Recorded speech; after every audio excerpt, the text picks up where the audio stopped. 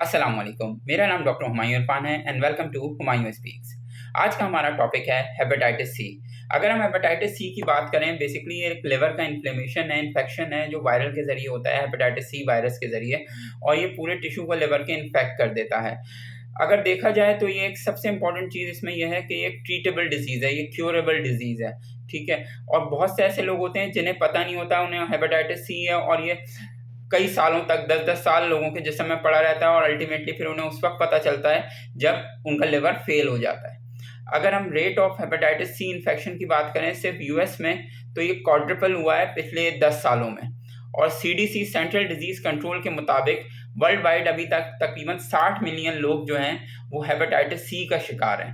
तो सबसे इंपॉर्टेंट चीज़ इसके इंट्रोडक्शन में ये है कि ये एक ट्रीटेबल डिजीज है। अब हम बात करते हैं कि सबसे ज़्यादा डिफरेंस क्या है, यानी हेपेटाइटिस ए, बी और सी में इनमें आपस में क्या डिफरेंस है। सबसे पहले हेपेटाइटिस ए की बात करें तो इसकी वैक्सीन अवेलेबल है, ओरोफिकल इसका ट्रांसमिशन होता है और सेल्फ रिजॉल्विंग होता है विद इन वीक्स टू, यानी कुछ डेज से फ्यू वीक्स के दरमियान, और कुछ लोगों में मंथ तक ये रिजॉल्व हो जाता है। इट डिपेंड कि कितना ये लोगों को इफेक्ट करता है। अब हेपेटाइटिस बी की बात करें तो हेपेटाइटिस बी की भी वैक्सीन अवेलेबल है। वैक्सीन प्रिवेंटिव डिजीज है, बॉडी फ्लूइड्स के जरिए ये फैलता है, और इसकी ट्रीटमेंट पे आए तो एंटीवायरल इसके क्रॉनिक इन्फेक्शन को कंट्रोल कर सकते हैं, बट क्योर नहीं कर सकते, ये क्योरेबल नहीं है। और हेपेटाइटिस सी, इसकी हालांकि वैक्सीन कोई अवेलेबल नहीं है, ये ब्लड के जरिए फैलता है, और एंटीवायरल जो होते हैं वो अबाउट 95 to 98% केसेस को ट्रीट कर देते हैं, क्योर कर देते हैं, जो क्रॉनिक केसेस होते हैं। तो ये इसका सबसे ज़्यादा बेनिफिट है हेपेटाइटिस सी का, अगर हम डिफरेंस में बात करें। अब अगर हम देखते हैं कि ये लोगों को अफेक्ट कैसे करता है, इसके कुछ स्टेजेस हैं। सबसे पहले हम बात करते हैं स्टेज 1 की, जिसमें इंक्यूबेशन पीरियड होता है। इसमें बॉडी जो के अंदर वायरस एंटर होता है, अपने आप को मल्टीप्लाई करता रहता है, रेप्लिकेट करता रहता है, जब तक वो एक थ्रेशोल्ड तक पहुंच जाता है। जब वो उस थ्रेशोल्ड को पहुंचता है कि वो इम्यूनिटी को ब्रेक डाउन कर देता है, फिर सिम्टम्स आना शुरू होते हैं। फिर आता है एक्यूट स्टेज। एक्यूट स्टेज कुछ वीक से लेके मंथ तक रहता है, और ये 20% लोग जो होते हैं वो इसी उसमें रिजॉल्व होके बाहर आ जाते हैं। फिर आता है क्रॉनिक इन्फेक्शन। क्रॉनिक इन्फेक्शन क्या होता है, अबाउट 80% लोग जो हैं वो एक्यूट जो इसकी एपिसोड होती है इन्फेक्शन, उसे क्लियर नहीं पाते और कर पाते, और वो क्रॉनिक में कन्वर्ट हो जाते हैं। जब क्रॉनिक होता है तो वो लिवर को बुरी तरह इफेक्ट करता है, कुछ लोग सिरोसिस की तरफ चले जाते हैं, और 25% केसेस जो होते हैं क्रॉनिक हेपेटाइटिस के, वो सिरोसिस की तरफ चले जाते हैं अगर ट्रीटमेंट ना हो 20 ईयर्स के अंदर। तो ये बहुत बड़ा पॉइंट है इसका। अब सवाल आता है कि हेपेटाइटिस सी फैलता कैसे है, यानी किस तरह हेपेटाइटिस सी लोगों को होता है। एक्सपोजर टू शार्प नीडल, यानी ऐसे ऑब्जेक्ट जो नीडल्स वगैरह या कोई ऐसी नोकीली चीज़ किसी को चुभ गई और वो पहले लगी हुई है किसी हेपेटाइटिस सी के मरीज को, तो उस तरह फैल सकता है। हेल्थ केयर प्रोफेशनल में बहुत कॉमन है needle stick injuries hepatitis C से पेशेंट से। जो लोग टैटूइंग कराते हैं या बॉडी पेयर्सेस कराते हैं और वो अनस्टेलाइज इक्विपमेंट वहाँ यूज़ हो रहा होता है, डेंटल वाले अगर अनस्टेलाइज इक्विपमेंट यूज़ कर रहे हैं तो वो फैला सकते हैं। इसके अलावा रेजर, टूथब्रश और ये सारी चीज़ें जो ब्लीडिंग कॉज करती हैं, उनसे हेपेटाइटिस सी फैलता है। लेस कॉमनली जो है वो सेक्सुअल कांटेक्ट, अगर जिसमें ब्लड का एक्सपोजर हो दोनों तरफ से, तो उसमें ये से होता है। बिफोर 1992 जो ब्लड ट्रांसफ्यूजन होता था उसके थ्रू भी ये बहुत फैलता था, लेकिन 92 के बाद इसके अंदर स्क्रीनिंग होने लगी तो इसकी मकदार बहुत कम हो गई ब्लड ट्रांसफ्यूजन के थ्रू फैलने की। एक इंपॉर्टेंट क्वेश्चन आता है कि कौन से लोग सबसे ज़्यादा हेपेटाइटिस सी से मुतासर होते हैं। इनमें सबसे इंपॉर्टेंट आ जाते हैं आईवी ड्रग एब्यूज़र, सबसे कॉमन। फिर इसके बाद आ जाते हैं वो लोग जिन्हें हेपेटाइटिस क्रॉनिक कोई भी इन्फेक्शन रहा है, एचआईवी के पेशेंट जिनमें इम्यूनिटी कम होती है। इसके अलावा वो लोग जिनमें ब्लड ट्रांसफ्यूजन हुआ है 1992 से पहले, जिनके अंदर ब्लड ट्रांसफ्यूजन हुआ है, क्योंकि 1992 के बाद स्क्रीनिंग बहुत कॉमन हो गई थी। अभी भी ब्लड ट्रांसफ्यूजन के थ्रू हेपेटाइटिस सी फैलता है, लेकिन उन जगहों पे जहाँ पे स्क्रीनिंग नहीं होती। इसके अलावा वो लोग जिनकी मदर्स को हेपेटाइटिस सी था और आफ्टर बर्थ उनको वो हेपेटाइटिस सी ट्रांसमिट होता है, इन लोगों में ये हेपेटाइटिस सी की ट्रांसमिशन बहुत कॉमन है। ये लोग बहुत ज़्यादा इफेक्ट होते हैं। अगर हम इसके सिम्टम्स से बात करें, बहुत से लोगों में इसके सिम्टम्स नहीं आते इवन डिकेड्स तक।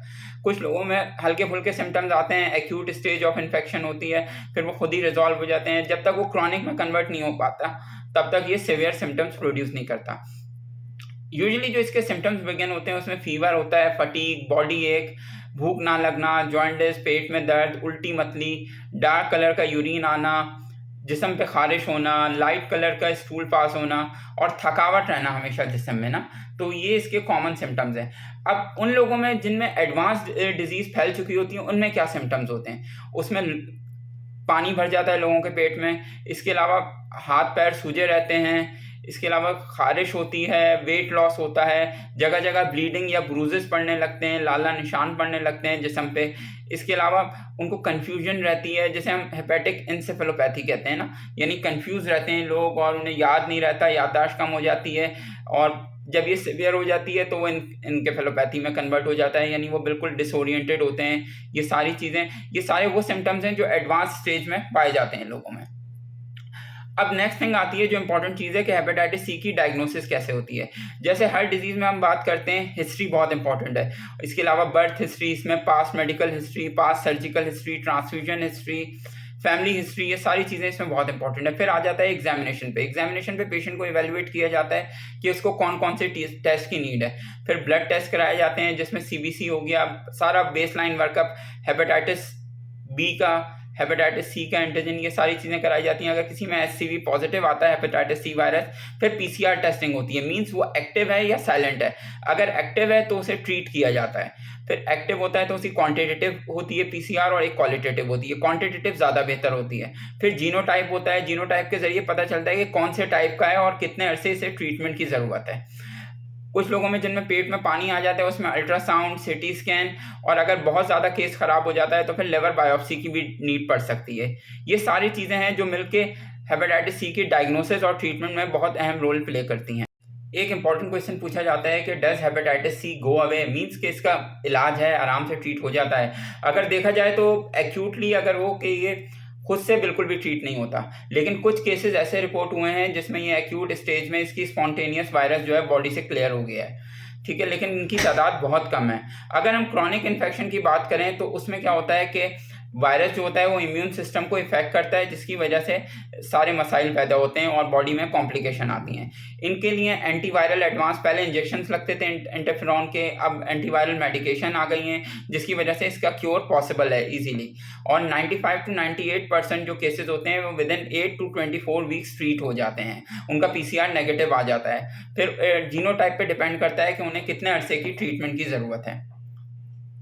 इसके ट्रीटमेंट ऑप्शन पे बात करें तो उसमें ये आपका डॉक्टर, आप डॉक्टर से कंसल्ट करें अपने, वो आपका जीनोटाइप देख के, पीसीआर क्वांटिटेटिव की मेजरमेंट देख के कि कितने अरसे की ट्रीटमेंट की ज़रूरत है और क्या ट्रीटमेंट की ज़रूरत है, वो बताएगा आपको, ठीक है। इसलिए अपने डॉक्टर से कंटिन्यूस कांटेक्ट में रहें। अगर किसी को हेपेटाइटिस सी है तो वो आपको उसी हिसाब से गाइड करता रहेगा।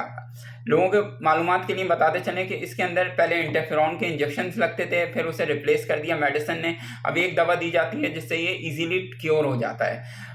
डाइट का ख्याल रखना पड़ता है, प्रॉपर डाइट लेनी पड़ती है, परहेज करना पड़ता है खाने पीने का, ये सारी चीज़ें मिलकर इसके ट्रीटमेंट में हेल्प करती हैं। अल्लाह ना करे अगर किसी का लिवर फेल हो जाता है और ये कॉम्प्लिकेशन की तरफ केस चला जाता है तो उसका हल सिर्फ लिवर ट्रांसप्लांट रह जाता है, उसके ज़रिए इसका इलाज मुमकिन है। इसका प्रोग्नोसिस क्या है? जब से ये न्यू मेडिसिन आई है तो इसका प्रोग्नोसिस बहुत अच्छा हो गया है और ये इजीली ट्रीट हो जाता है पेशेंट ना। और सबसे बड़ी बात, पेशेंट कॉम्प्लिकेशन नहीं डेवलप करता। अगर वो रेगुलर फॉलोअप में रहे, ट्रीटमेंट में रहे, तो वो कॉम्प्लिकेशन से बच जाता है और एक हेल्दी और नॉर्मल लाइफस्टाइल गुजार सकता है वो।